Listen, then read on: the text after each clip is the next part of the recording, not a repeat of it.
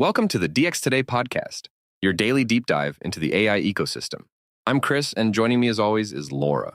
Thanks, Chris. And I have to tell you, this is the one story I have been genuinely impatient to sit down and unpack properly because something very strange happened on July 28th, 2026, and I do not think the coverage has caught up to it yet. Strange is a strong word coming from you, given that we cover this industry every single day and almost nothing seems to rattle you anymore. So tell me exactly what we're talking about here. More than 1,100 employees at the biggest artificial intelligence labs on the planet signed a public letter asking the United States government to help build the machinery required to deliberately slow them down. Not their competitors, themselves. Hold on, I want to make sure I have the direction of that request pointed the right way, because it sounds like the people building the thing are asking to be restrained. And in my experience, that essentially never happens in any industry. You have it exactly right, and that inversion is precisely why this landed so hard in Washington and across the industry itself. The letter is called Pacing the Frontier, and the entire thing turns on one very carefully engineered sentence. Give me that sentence word for word, because in policy fights like this one, the precise wording almost always matters more than the headline does.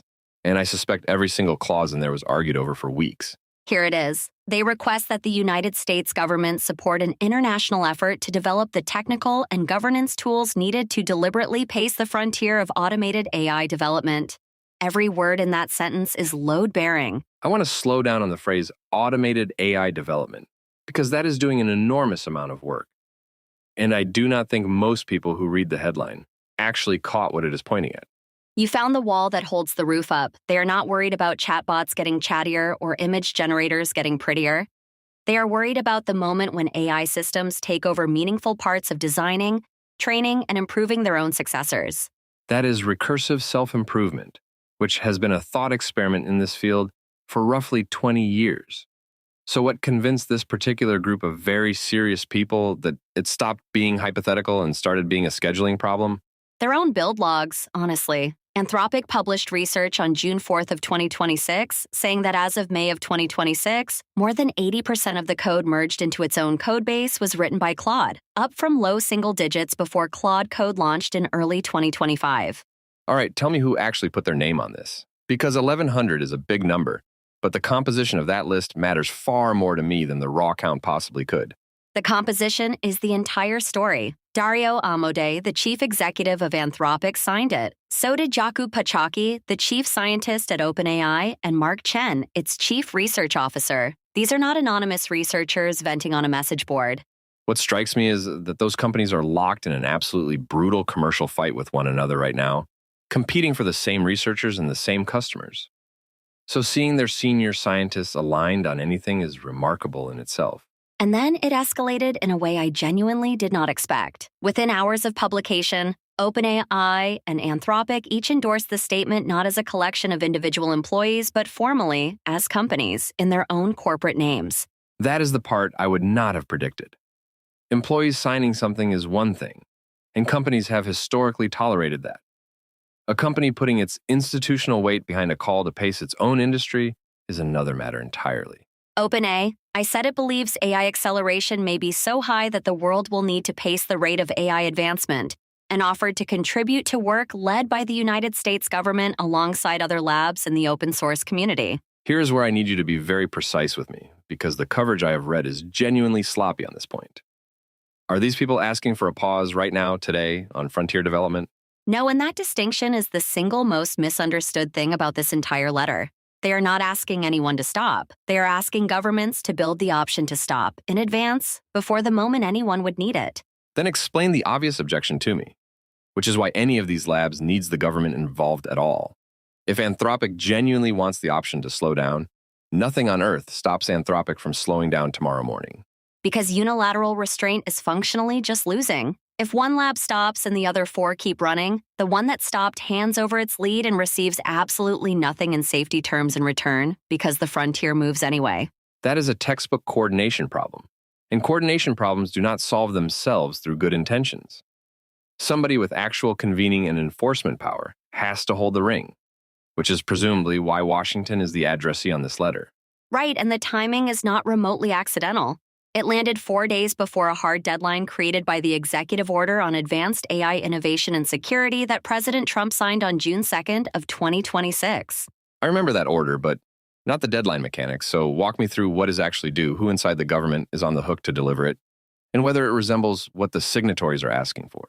The order gave the Treasury, the National Security Agency, and the Federal Cybersecurity Agency 60 days to produce two things, and that clock runs out on August 1st of 2026, which is essentially tomorrow from where we are sitting. So this letter arrived with the deliverable practically already on the printer. What are those two items? And do they come anywhere close to what 1,100 signatories are actually requesting? First, a classified benchmarking process that sets the threshold at which a model gets designated a covered frontier model. And remarkably, that determination is made by the director of the National Security Agency rather than any civilian standards body. That is a genuinely surprising institutional choice, because the National Security Agency is a signals intelligence organization, not a standards organization, and putting the threshold call there tells you a great deal about how Washington is framing this entire risk. It tells you the framing is cyber capability rather than societal disruption.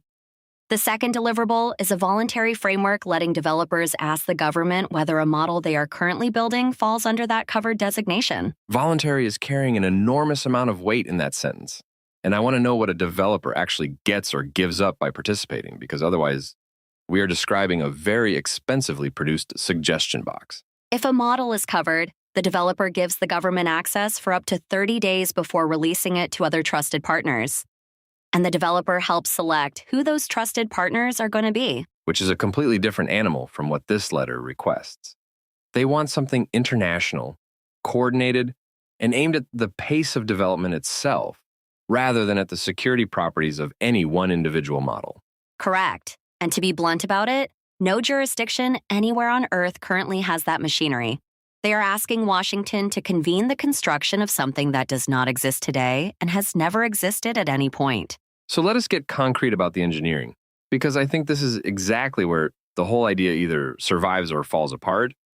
How would you actually verify that a lab or a country had genuinely slowed down? Anthropic named that problem honestly in its own research, and the comparison it reached for is arms control. A missile silo is a large physical object you can photograph from orbit and count. A training run is simply not that. That asymmetry seems close to fatal at first glance. You are trying to inspect activity happening inside data centers that look exactly like every other data center, running on chips that have entirely legitimate commercial uses. The inputs are general purpose, which is precisely the difficulty.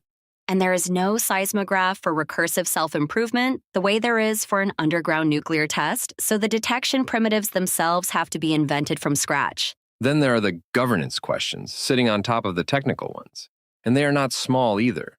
What event triggers a pause? What evidence lifts it?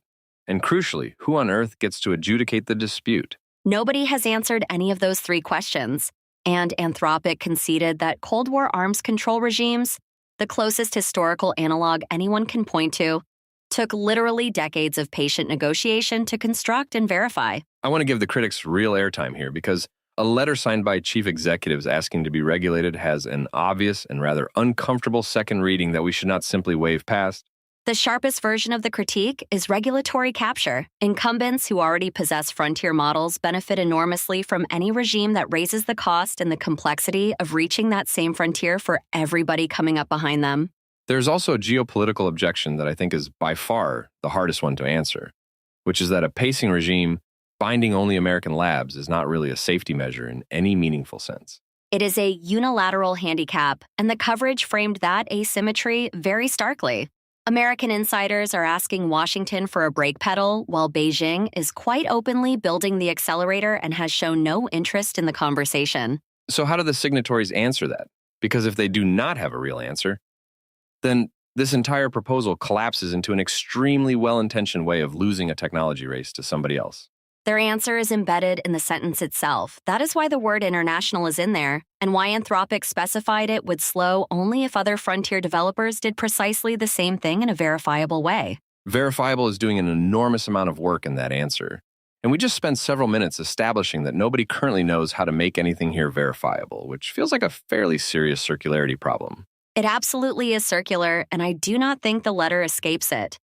But the honest reading is that the circularity is precisely the thing they are trying to get somebody with real money and real convening power to break. Say more about that, because I think you are pointing at something that genuinely separates this document from the open letters we all remember. And I want to understand what the actual difference is.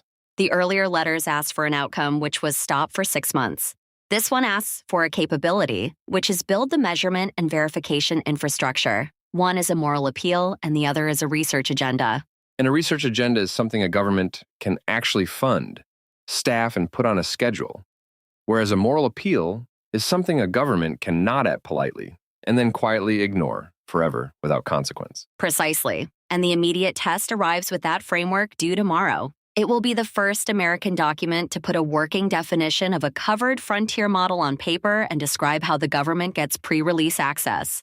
And it now arrives in a very different political environment than the one it was drafted in, because the two largest American labs are formally on record asking for considerably more than that framework actually provides. There is also an unresolved turf fight worth tracking closely. OpenAI published a blueprint on June 3rd of 2026, arguing the Commerce Department Standards Center should be the government's primary frontier safety institution. Give me your honest closing read, because I have genuinely gone back and forth during this whole conversation about whether this is a meaningful inflection point or an extremely sophisticated piece of industry positioning. My read is that it is almost certainly both, and I think refusing to choose between those two readings is the intellectually honest position. The commercial incentives are real, and the technical worry underneath them is also real. That feels right to me. The thing I keep coming back to is that the request is unusually specific for this genre. And specificity is what makes a proposal falsifiable rather than merely admirable in the abstract. And the falsification test is simple enough that anyone listening can apply it themselves. If a year from now there is a funded international verification research program, this mattered. If there is only another letter, it did not. That's all for today's episode of the DX Today podcast. Thanks for listening, and we'll see you next time.